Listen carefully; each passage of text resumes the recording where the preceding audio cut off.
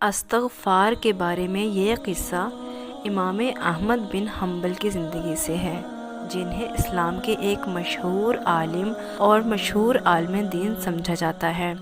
امام احمد کو ولی مکتبہ فقہ، اسلامی فقہ کا بانی بھی سمجھا جاتا ہے، اور وہ سب سے مشہور مذہبی ماہرین میں سے ایک ہیں، جنہیں اکثر شیخ الاسلام یا اہل سنہ کا امام بھی کہا جاتا ہے۔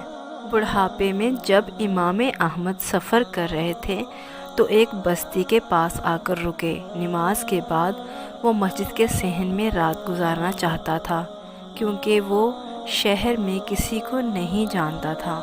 اپنی عاجزی کی وجہ سے اس نے یہ سوچ کر کسی کے سامنے اپنا تعارف نہیں کروایا تھا، اگر وہ ایسا کرے گا تو بہت سے لوگ ان کا استقبال کریں گے۔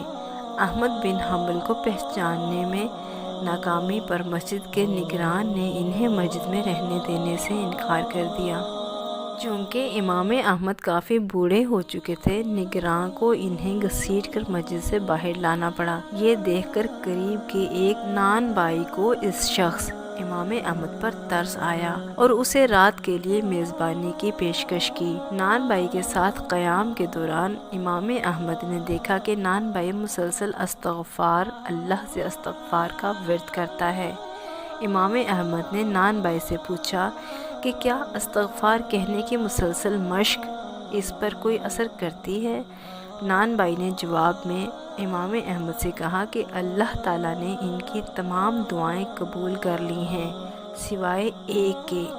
جب اس نے اس سے پوچھا کہ وہ کون سی دعا ہے جو قبول نہیں ہوئی، تو نان بائی نے جواب دیا کہ وہ اللہ تعالیٰ سے دعا مانگ رہا تھا کہ وہ اسے مشہور عالم امام احمد بن حنبل سے ملنے کی سعادت عطا فرمائے۔